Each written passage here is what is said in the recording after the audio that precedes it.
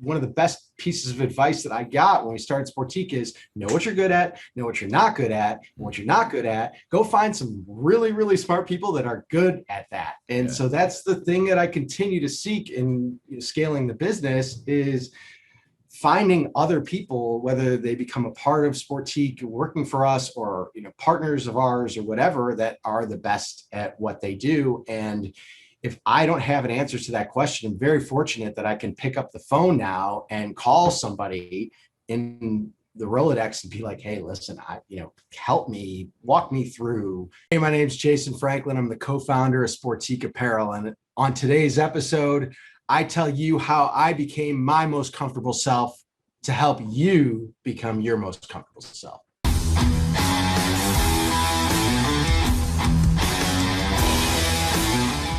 Thank you so much for coming on here today. We had an incredible conversation a couple of weeks ago, and really small world with places and people and things. And this is what I love most about particularly coming together now on the podcasting platform is you really realize how many paths have intersected to get you to where you are today. And, it's so curious to me what I was doing at a certain time in a certain place, and coming to find out this other person, being you, was doing something similar at that same place at the same time. And it's just like, wow, now here we all kind of are coming together to tell the story of what got us here.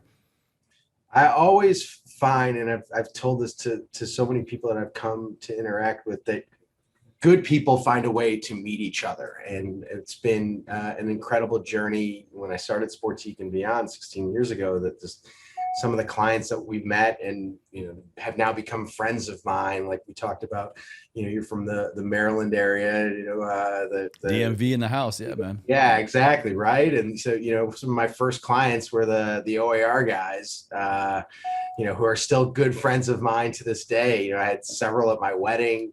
And we've always talked about that, of how like just good people have found a way to meet. And then when they meet, like other good things happen, and they introduce people to their circle, and you introduce them to your circle, and you end up like, you have that stepbrothers moment, right? Like, did we just become best friends?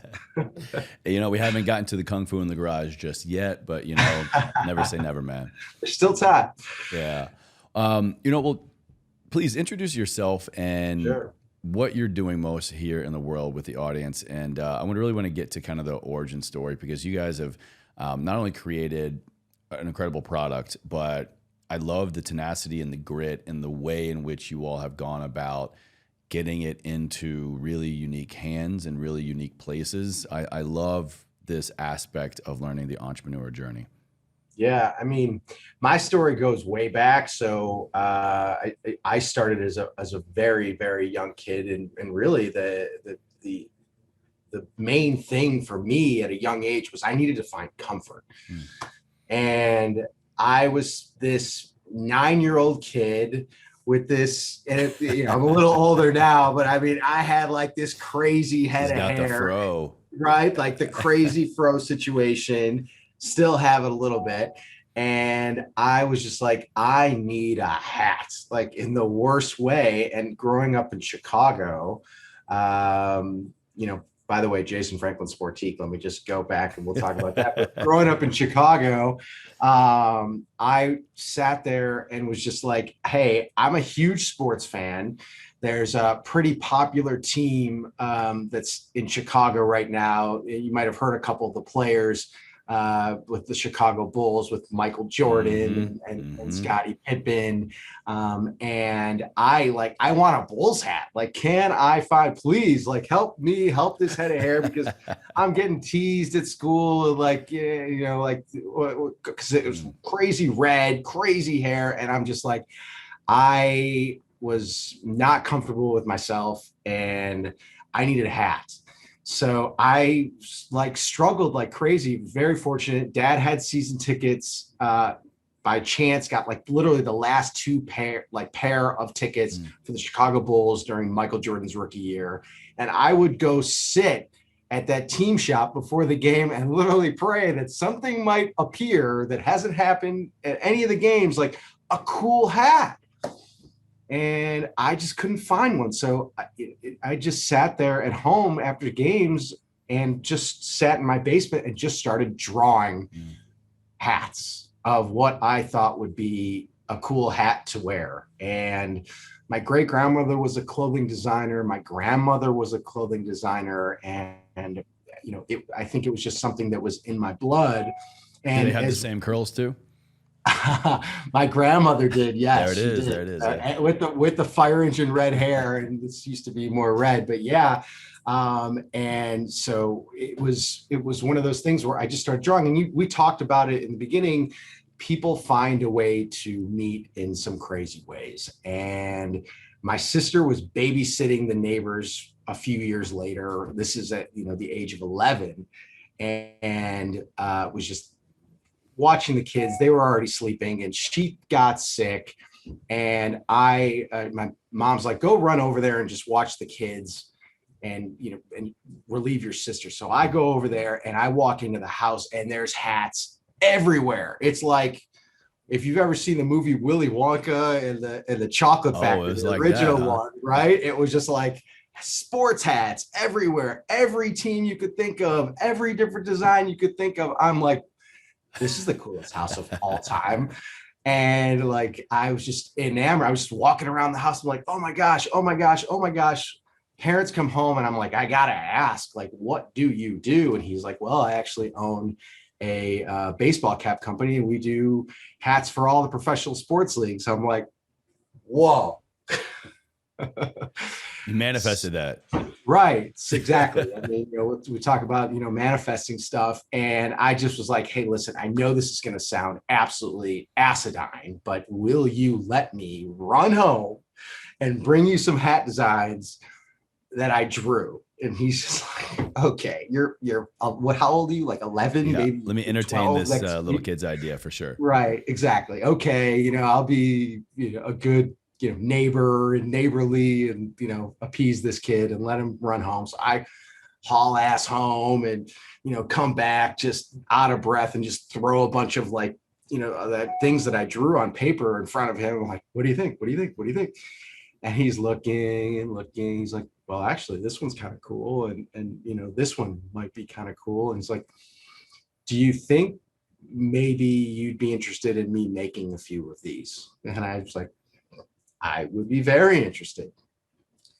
So the production timelines at that time to get stuff made overseas, I mean, it is literally like 90, 120 days. I almost forgot about it, that it happened. Yeah, you got to be like half a year at least ahead. Exactly. I remember the early days when my brother started Everforward Apparel. It was like that. It was just like, okay, cool. We got like this design is approved. I can't wait to see it in 4 to 6 months, Right, exactly. So finally he knocks on my door one afternoon. He's just like, hey, a couple samples. I'm like, wow, that's pretty cool. Wow, that's pretty cool. And then he said, okay, you like them? I actually think we're going to try to make some and going to try to sell some. I sell them to all the professional sports teams. I sell them to Champs and Foot Locker. So we'll, I'm not making you any promises, but we'll see. Again, the process of production to actually get the product, then the stores have to buy it. I mean, you're talking, another 6 months after that, because the cycle, which that's a whole other conversation, but it's the buying cycle, they buy a year out. And so I'm now getting close to 13 years old and I'm going with a few friends, and I didn't have many friends that age, but go with a few friends that I had to go see a movie called Poetic Justice. And if you remember the movie at all, I don't know if you've seen it or not. It's a movie starring Janet Jackson and Tupac Shakur. So I walk in, sit down at the movie, and literally one of the first scenes in the film is Tupac wearing the first hat I ever drew. Shit. And the White Sox hat that he wore the whole entire movie was the first hat I ever drew. Tupac is wearing your hat. Right. And that's the first time you're seeing it in real life. Well, on a screen, correct. But on a screen. I mean, I had seen samples, but not on a person. And at that time, probably not a bad start, my man. Not a bad start. Yeah. So you want to talk about the aha moment? It was the aha moment. And, then fast forward to watching TRL not too far after that. And Jay-Z is in his Girls, Girls, Girls video wearing a San Diego Padres hat I designed. 50 Cent is in his Wanksta video wearing a Cincinnati Reds hat I designed. Fabulous is in one of his videos wearing one of the pink hats that I designed. And I'm like, okay, this is going to be a thing. And I was just like, wow, I need to expand upon this. And all this was going on. And to make a short story very long, I was dealing with some very difficult things at home. I was not in a very comfortable situation on the home front. I was dealing with some physical and mental abusive situations at home. And my visions of being comfortable were expanding to the point of where I would run out in Chicago in the middle of the snow and not have the proper attire on. And I would just sit out there as a young kid. You don't have anywhere else. It's not like you've got a license. It's not like you can go very far from home at that age. And I started dreaming about a hoodie and manifesting about a hoodie that I could wear that could be my layer of armor, if you will, that I could put on that could transport me to another place that could just allow me to find that comfort that I needed, that I could go back into the situation because I had nowhere else to go and have this dream. And I just would always be dreaming of this hoodie. So fast forward to, I worked for the hat company for a long time, but I really, my entrepreneurial goals were much bigger than just hats. I wanted to own my own company. And 18 years ago, I'm like, okay, I'm going to start my own business. And, I ended up 16 years ago starting Sportiqe. And one of the first things we did when we started was, hey, we want to make the most comfortable clothes out there. And we really believe that if we allow people to be at their most comfortable state, they can be their best selves. So we set out with that mission, like, can we provide the most comfortable clothes out there that people could put on, that I'm sure wasn't the only person dealing with a difficult situation. There's people all over the world dealing with difficult situations. Can we create product that when people put that on, they have that moment, and however rough of day they're having, or even maybe they're having a fantastic day, they put that on and that just elevates their day and can make them a little bit more comfortable. And maybe I could only hope this on people, they get to a state of comfort where they can find their true calling and their true meaning in life. Like I was that young kid that said, I'm going to do something in clothes. I want to make the most comfortable clothes in the world. And maybe if they put on that Sportiqe, which is now the Olsen hoodie, or a comfy tee, they put that on, they could then have that aha moment and then go follow their passions and their dreams and go become their best self. Well, man, I got like 3 or 4 different ways to make whole new episodes out of what you just said. I mean, there's just so much in there of the entrepreneur journey and seeing something come to life for the first time, but then just that really, really humanized origin story and reason for everything that you're doing now is just incredible, man. But let's divide and conquer a little bit here. Okay, let's do it. Let's go back to, I mean, the names you were sharing of people wearing what you were designing, Tupac, Fabulous, Jay-Z, like all of these people that are icons in their respective fields. And, like we were saying earlier, really cross-pollinating everything, really. I mean, genres of music and art and film and all this stuff and culture. That's extremely meaningful. And that's just my perspective outside looking in. But it was your design. You're the one seeing this on these people doing these things that still have meaning in society. So I got to know, man, what was it like seeing for the first time something that was in your head, now quite literally on someone else's head, in front of, I don't even know how many millions of other people? I mean, it was validation that like what I was manifesting and what I was dreaming as a young child, like okay, you were right. Like it was a sign. It was my sign of like, okay, like the light bulbs were on now. If you had any doubt, if you had any doubt that you were not following your right passion, then throw all doubts aside now, because you are doing the right thing. And so that just made me want to work even harder and motivated me even more, because doing those type of things allows me to do this type of thing and talk to people such as yourself, because I just want to scream from the mountaintops to anytime I get a platform like this, that there are so many people, especially now with the pandemic, and that are just struggling with mental health, that and are searching for their identity and what they want to do in their life and what is their passion. And if you believe it, you can achieve it, and you got to go for it. So like, and so when I saw those people, and still to this day, and I understand, those are very cool people that wear the product, and the lists go on. I mean, Beyonce and Bieber, and it keeps going. But it said, okay, wow, if this kid did it, and my parents, and I didn't have an uncle that called in a favor and said, hey, I'm Tupac's agent, can he wear this at the movie? I knew nobody. My family didn't know anybody. Like, there was no favors called in. So like, I am here to tell you and your, viewers and listeners, like if this kid can do it, then if you really follow your dream and follow what it is that you're truly passionate about, that, okay, whatever the obstacle is, I can do it too. Yeah. I mean, I think there's a reason that things sound cliche, and it's because they're just true. And it just reminds me so much of, why I'm here, why we are here, and why the show is called Ever Forward Radio. It doesn't matter what you're given. In fact, we're all given the same, to a degree, same start when we drop feet in this planet. It's just the consequences of our choices. What choices are we going to make, and what consequences are we going to have because of them?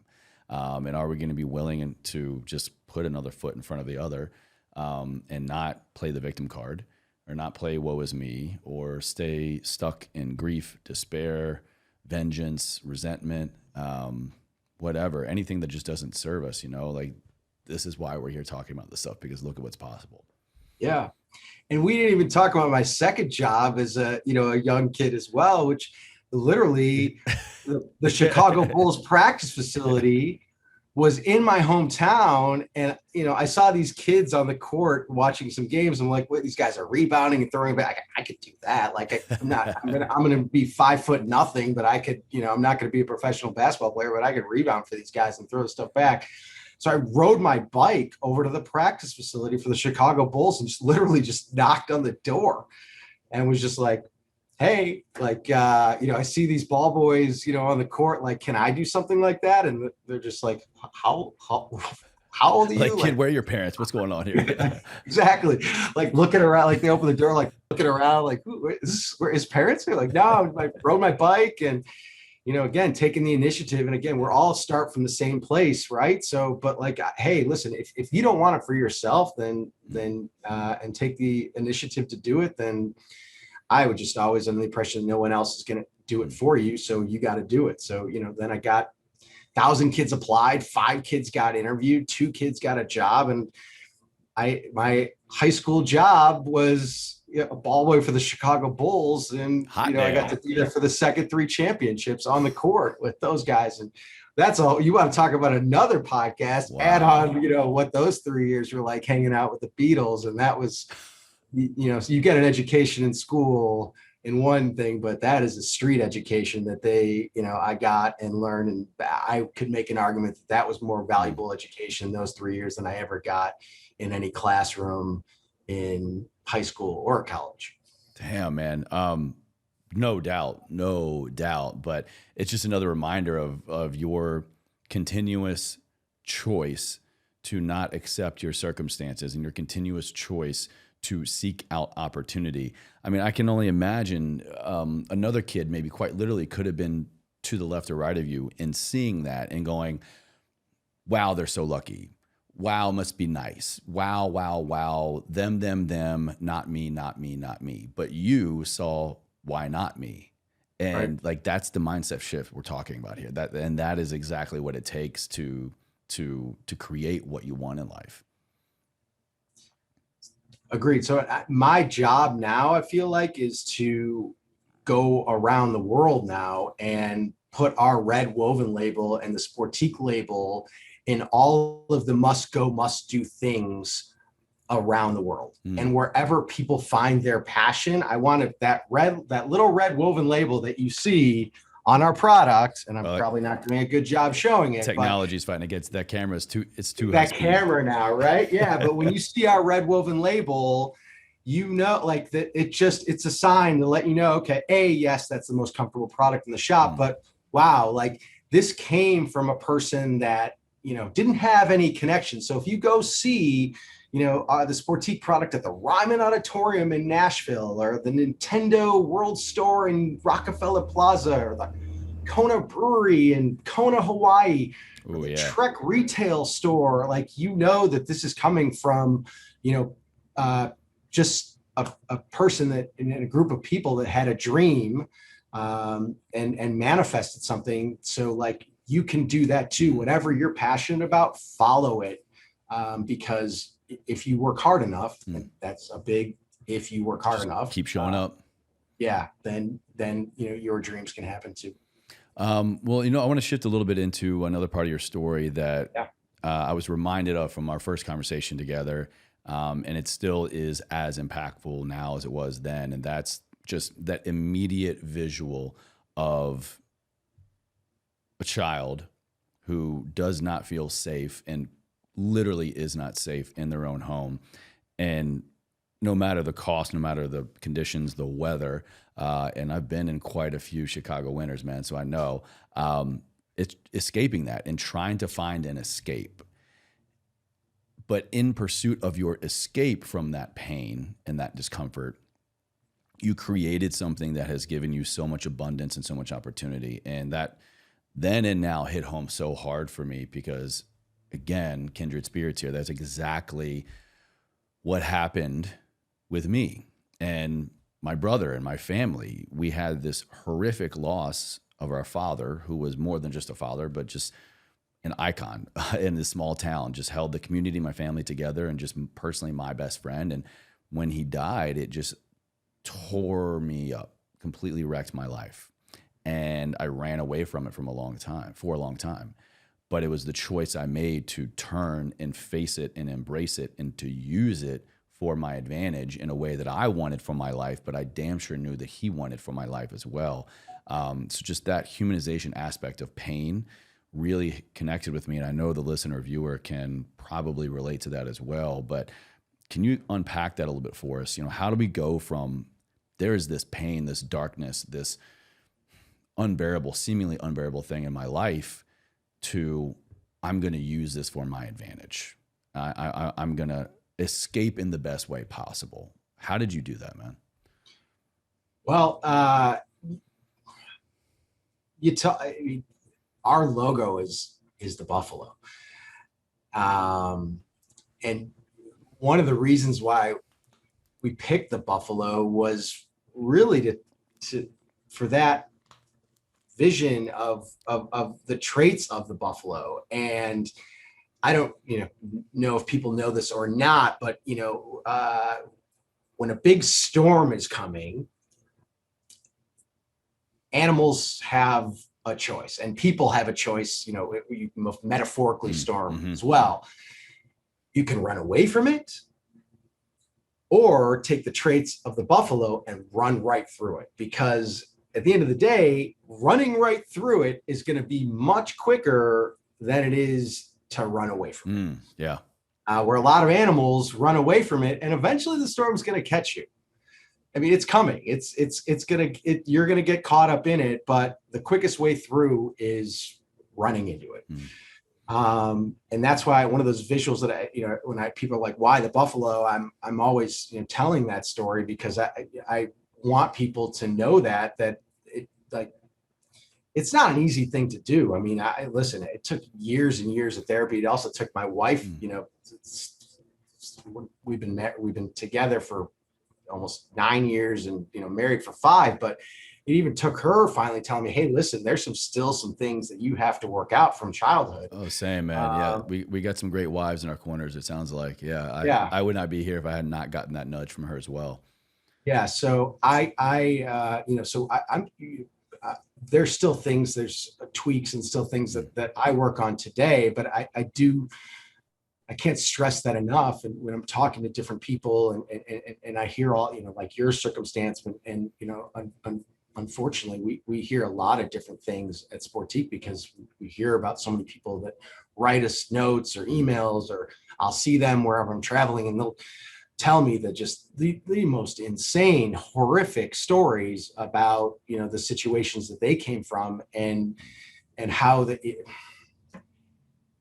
putting on our hoodie made them feel a little bit better in that day. And I'm just like, oh my gosh, like, the other thing was, and my partner's wife said it the best, she's like, wearing your hoodie is like wearing a hug. And I'm like, if I can give and that's the thing, is like, I wish give the world a hug. Why wouldn't I? Right. Exactly. And so that was the vision. Sportiqe. Like, I'm literally not physically going to be able to go around the world and give everyone a hug as much as I would love to. I think that'd be pretty cool. But the clothes, we've now 5 million people have been comforted, as we like to say, over 5 million now with products. So we're slowly trying to give those people a hug and in some way, like helping them get through, because we all have issues that we're trying to deal with. I don't care who it is. We all have things that we're dealing with in our storms, big or little, that we're dealing with, and how quick can we run through that? And if that Sportiqe hoodie or that tee can make you a little bit more comfortable and a little bit more like, you take the traits of that buffalo that's on your shirt and you want to run through that storm, that's only going to help you. It's funny you bring this up. Are you by chance a Game of Thrones watcher? Are you watching the new House of the Dragon? I am not, but we may or may not be making the gear for it. So and I said, we are like, wherever you roam, wherever you do, like I tell my kids, look for the red buffalo and Papa's with you, Sportiqe is with you. But yeah, I mean, so like, there's not a thing in popular culture, things that we're not, a part of on our wholesale side of the business. But sorry to divert, but I am not watching it, but we are making gear. Wow. Show. Well, this is going to be even cooler then. There's just another little contribution. So I recently caught up with episode 2. It's, as of filming right now, episode 2 is out. And they're talking about this kind of impending doom coming from these other nations. And I think it was the Hand of the King says, there's 2 best options when a storm is coming. Or, 2 best options when a storm is coming. And the first, ideally, to run straight through it. The second, to go around it. But the worst thing we could ever do is to just sit and wait for the storm to pass, or think that it's just going to miss us and pass over us. So kind of just bringing it home there on the theme, but even cooler that you guys, I'm probably hearing them say that, hear you say it, and then watching them wear some of the stuff you're making is, that's pretty damn cool, man. That's really damn cool. Yeah, I love it. It's one of the things that it's like, which when I grew up, I was passionate about sports. I was passionate about music. I love food.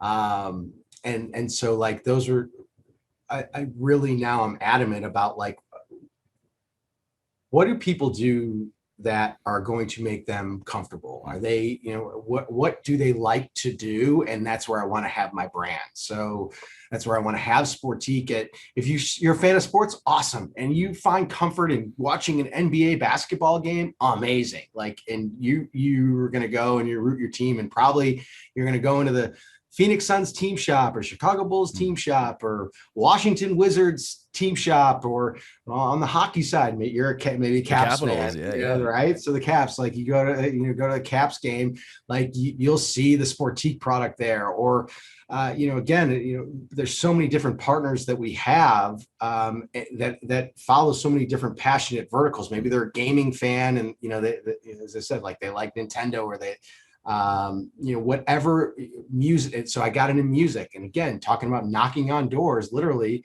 our first clients besides the NBA was the Dave Matthews Band. And And so like, I love talking to people that, they travel all over the world for the summer and go follow them on tour, and just wherever I'm going, I'm finding these people that I love hearing what makes them comfortable, and then I'm like, okay, we've got to be here.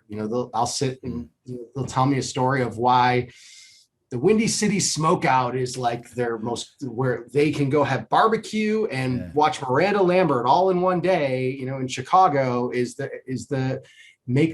their happy place. And then they show me the sweatshirt they bought 5 years ago from the festival and be like, this is, I never was able to go back,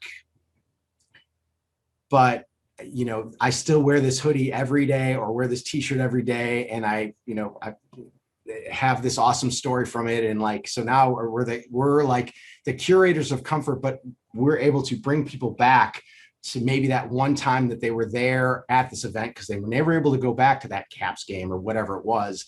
But they have this hoodie or tee in their closet. And they're like, I always, when I'm having a rough day, that was one of the best nights I've ever had. And I come home from work or I come home or whatever it is, and I put that hoodie on, and now I'm like, okay, now I can go focus on what I'm passionate about, because now I'm back to my comfortable state and I'm not, all frazzled. Yeah. So we're putting the brand everywhere like that, so we can, have those people, let those people have those moments and have something to take away that's that quality piece that will be their favorite garment in their closet. So again, I can't walk it like I talk it, but where are their passions lie? And then, Sportiqe is now a part of that thread. I mean, you're so right, man. There is really something that powerful. I mean, maybe I'm biased, maybe we're biased, but I'll throw on a hoodie just because I want to feel how a hoodie makes me feel. I could still be a little warm, but you know what? It's just like, it means something. It transports me. And now it really has got me thinking about, I was sharing with you last time we spoke that when I was living in DC, Carter actually lived in the same building as me, the shout out drummer from Dave Matthews Band. And, we worked out in the same gym. I talked with him many times. And, now I'm like, damn, was he wearing Sportiqe? Probably. Probably. Yeah.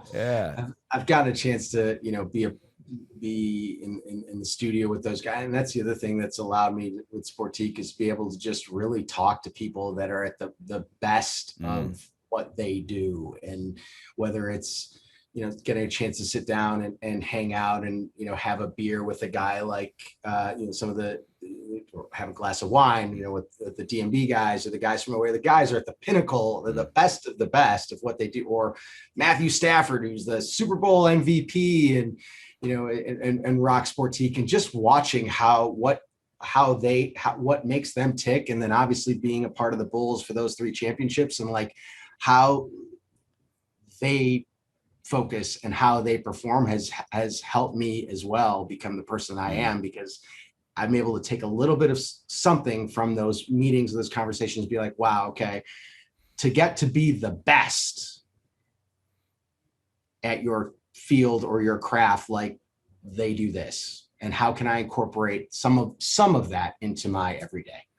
This makes me think, I'm sure someone listening, watching right now, I know this. I have a lot of other, I'll say, podcasters and entrepreneurs and creatives in my audience. And I know I get feedback about, it's hard to say this without kind of sounding like conceited, but like, you're the best at what you do. You're so good at what you do. I want to do what you do. I want to be like you. And there are so many people that I say that to in my damn near daily life.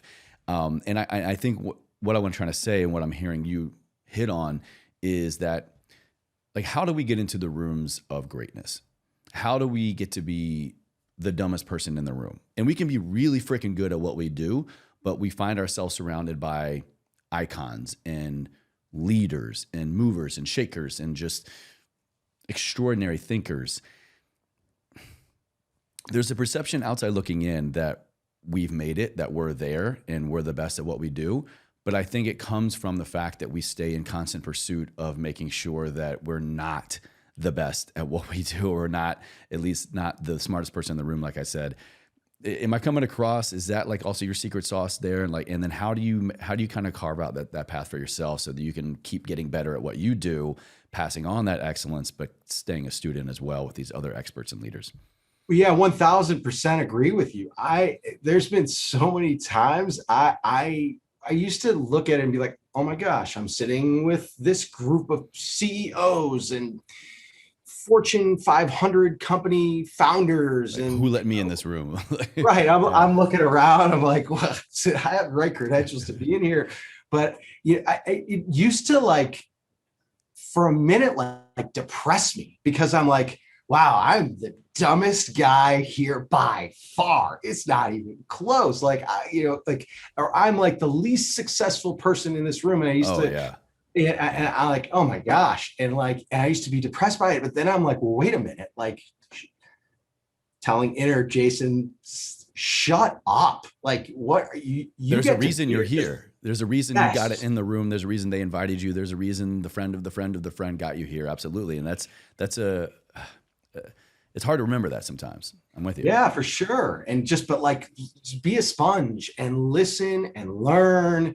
And I love that. I mean, like, I definitely, running a business or whatever, I don't, answering the question, I don't know. I mean, like, one of the best pieces of advice that I got when we started Sportiqe is know what you're good at, know what you're not good at, and what you're not good at, go find some really, really smart people that are good at that. And so that's the thing that I continue to seek in scaling the business, is finding other people, whether they become a part of Sportiqe, working for us, or, partners of ours or whatever, that are the best at what they do. And if I don't have an answer to that question, I'm very fortunate that I can pick up the phone now and call somebody in the Rolodex and be like, hey, listen, help me, walk me through this. And to be able to pick up the phone and talk to some of those people, is very beneficial. And don't be like, oh, wow, I'm so dumb, I'm, kick myself, like, why, you're so stupid, or you're so unsuccessful. It's like, no, that doesn't serve us. That doesn't serve us. Yeah. Doesn't serve us. And so how do we use this to our advantage and become better people? Maybe without naming any names, or if you want to, go for it. But, you've already talked about a lot of incredible athletes, artists, singers, actors, actresses, musicians. Is there a specific piece of advice or a specific memory or experience you have from someone that quite literally was, they told me something that has transformed my life, or I was just a fly on the wall in one of these rooms, one of these experiences, and later on it made me think about this? Is there one major takeaway from one of these experiences or people you can share with us?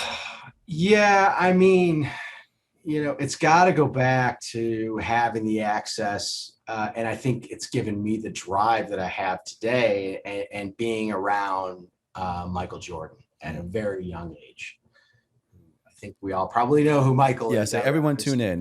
We're sharing a piece of personal advice from Michael Jordan. Right. Yeah. And this is at practice. And this is just like watching him, like, perform at practice. And like, Phil would throw like the craziest scenarios. Like, he would be, Michael would be on the first team with Scotty and Dennis, and they would be whooping the shit out of the second team. And then, Phil would come in with some crazy scenarios where he would be like, okay, sure, you can do that because you got, Scottie Pippen and, one of the best wingman ever, and you got Dennis Rodman, the best. Okay, switch jerseys, pal. Like, you're up 15-1 on the second team or the third team on the Bulls. Put their jersey on for a second and run with them. And just seeing his attitude, not like, woe is me, like, okay, like, all right, like, not like, why are you doing this to me? I'm better than them. This isn't worth my time. I'm going to walk. Yeah. I'm walking off practice. Forget this. I'm, who I am. I don't need to do this. I don't need to prove this to you, whatever. Like, okay, like, let me show you. And he'd come back with the second team or the third team, and he would beat Scotty and Dennis, and they would end up winning the practice. Wow. And it wasn't anything that he said. It was just what he did. And that taught me so much about, business and being a business leader, and just, there's going to be shit and stuff and all sorts of stuff that is thrown at you. There's going to be obstacles all along the way. It's not going to be easy. But if you work hard and you can achieve, and you can overcome the circumstance and the situation. And so I think it wasn't anything he said. It was just the work ethic that I saw. And I still, I'm the walking the walk. Yeah, exactly. And I'm the craziest, probably worker here. Like when I first started Sportiqe, I would be like replying to emails, even though I was on the West Coast. There'd be somebody on the East Coast that wanted to reply to me at 4:30 in the morning. Great. I reply right back. There's exactly like, and they would be like, and when I first started Sportiqe and nobody knew who it was, that was the way I got in the door a lot of times. Like they would be like, hey, listen, like the fact that you replied back to my email, you emailed me 17 times. Yeah. You wanted it more. I was just like, fine, I'll reply back. And the fact that I sent you a note at 4:30 in the morning, West Coast time, and you replied back at 4:37, got you this meeting here today. So I think that it was probably, Michael, that just that work ethic that really is what has stuck with me to make me the person that I am today. I mean, how do we top a Michael Jordan story? Shit, man. With everything that you've done personally, professionally, and we'll say, kind of what has happened, what has transpired the last couple of years with the way the world has shifted and needs and demands. And I know probably now more than ever, we all have a higher degree of comfort that we're seeking out, in terms of comfort knowing that I'm healthy and well, comfort feeling safe in my home, comfort feeling safe when I step out of my home. How, if at all, has that influenced how you're steering the ship at Sportiqe, in terms of how you lead your team, the actual maybe tangible products you guys are creating? What has happened over the last couple of years, and how has it influenced you guys? Well, the good news is when we started 16 years ago, we wanted to be a brand that stood for comfort, and we wanted the Sportiqe name to just be synonymous with comfort. And I think during the pandemic, and just everything we've made since the beginning of Sportiqe, it doesn't make it into our collection unless you put it on and have that moment. And so, and then, COVID hits, everyone's working from home. The dress codes are totally thrown out the window.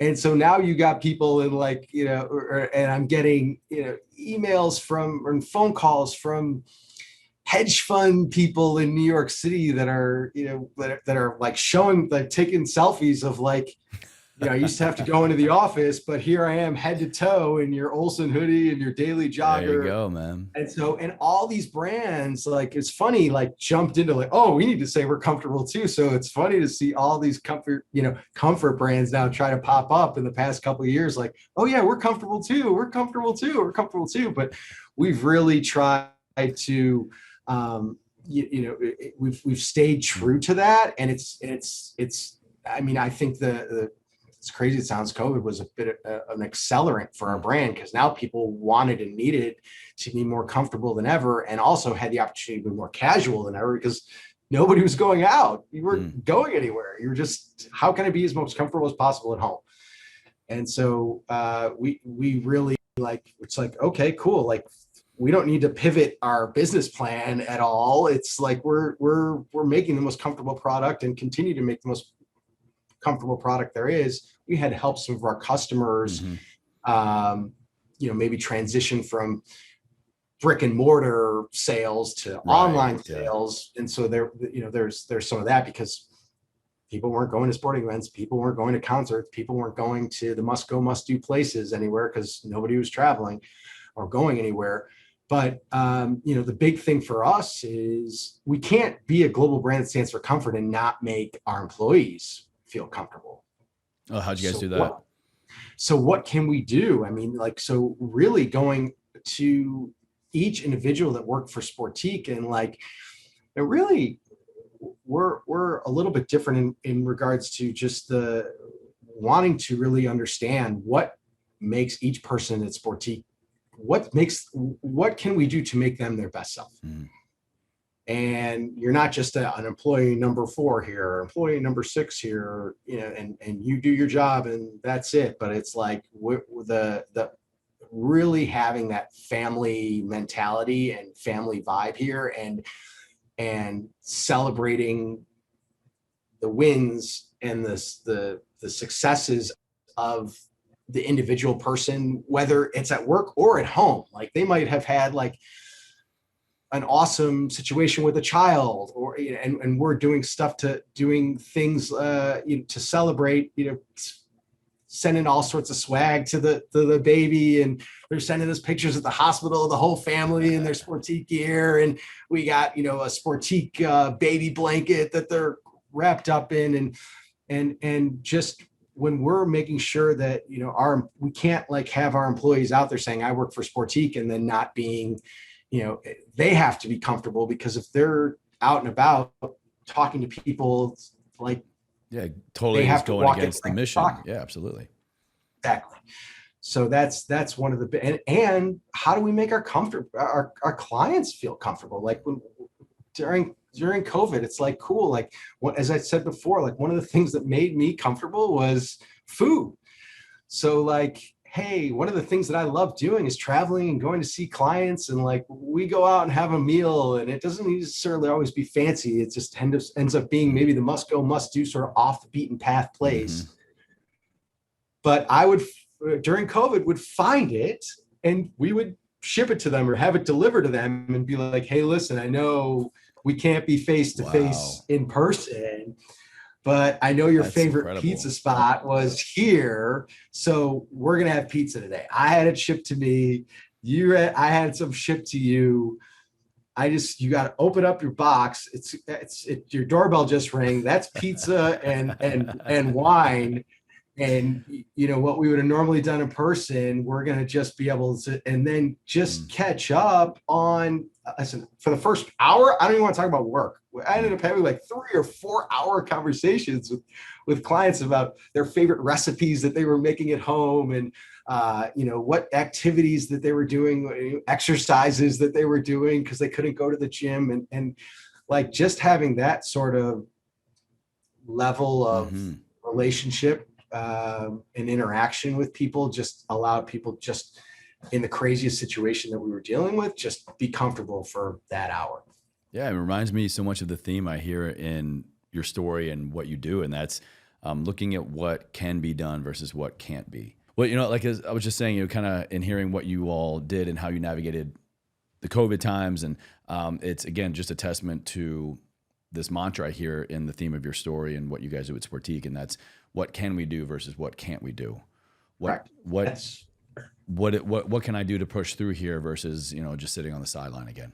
It's one of the values at Sportiqe. One of the is the can-do attitude, and that's you know, written on the walls of our.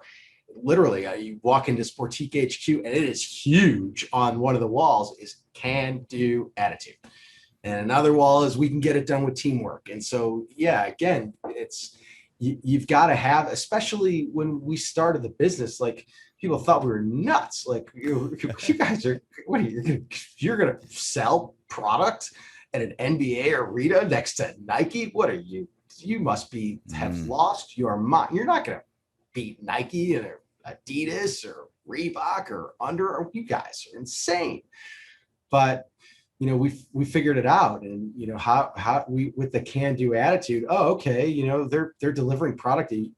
They don't deliver it for a year. Oh, okay. And they only want to make jerseys. Oh, okay. Well, how about we make the most comfortable apparel, and we can deliver it in 3 weeks or a week, or during the playoffs, if they make it to another round, we can get them more product. And so we have so many different meetings where it's like, I don't want to hear this is impossible. Like, it's like, can, like, whatever the circumstance is, what is the can-do attitude we can have, and how do we overcome it? And surprise and delight, and make our clients as comfortable as possible, and make them not worry about, is the Sportiqe product going to show up? Is the Sportiqe quality going to be like, they don't have, like, they're super comfortable. They know our brand and what they're getting with it. And it's the whole experience that they get with it is a comfortable experience. And so we deliver that every time. Oh, that's incredible to hear. And I think it's a perfect transition into my final question here. Jason, I want to say before we get into that, and it's just incredible to sit down with you now for a longer conversation and hear the story behind the brand, but more specifically the mindset that is just exactly what I'm looking for and exactly what my listeners and viewers are looking for in this type of content, to help me and to help them move forward in life, to live a life ever forward, I say. So when you hear those two words, man, what does it mean to you? How do you live a life ever forward? It's a good question. I mean, you were kind of just saying it a little bit there. It sounds like with the values and the mission you guys have, but I always want to ask directly, a specific question and a specific answer. There's no right or wrong answer, but I'm always curious what that means to my guests. How do I live my life ever forward? One thing I try to find the positive in every negative, and I look at every experience that I'm having, even it could be an extremely tough circumstance, and I don't sit in it. And it's like, okay, you could, if you're gonna sit in your shit, you're gonna, and woe is me, like that's not gonna serve you. So what can I learn from this experience, and how can I move on, and how can I have, again, back to the get it done with teamwork, the can-do attitude, and just always have that learning mindset. Is like, what am I learning from this situation, and how can I move forward, and how can I become a better person from it? Mm-hmm. So I think those are some of the things that I like to look at in every situation that I'm in, or is go in with that learning mindset. I don't have all the answers. I haven't met someone that has all the answers yet. If you find him or her, let me know.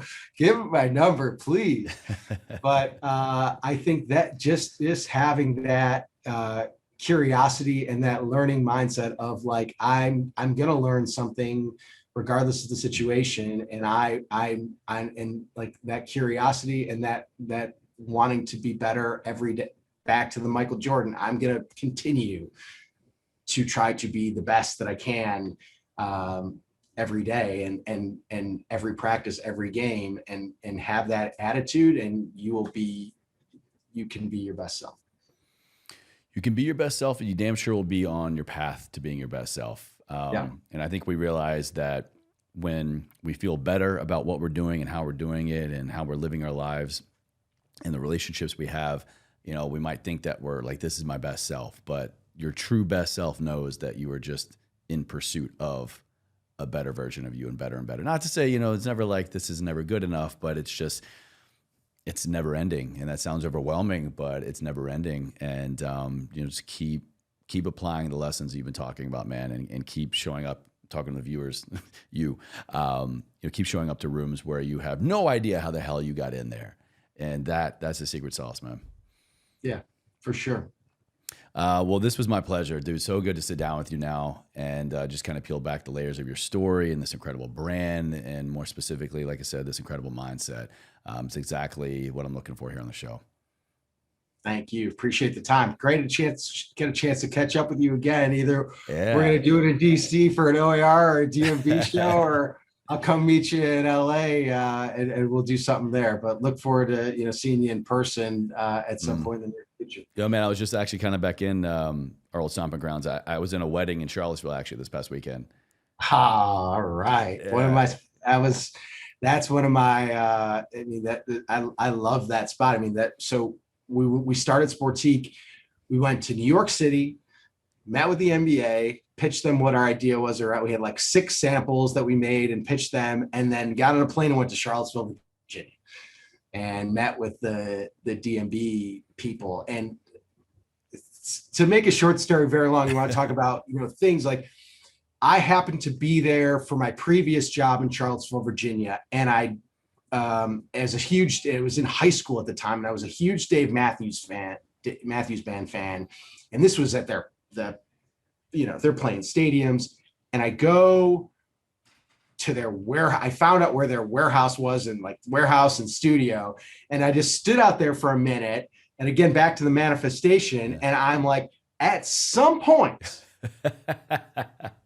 I am going to work with these people.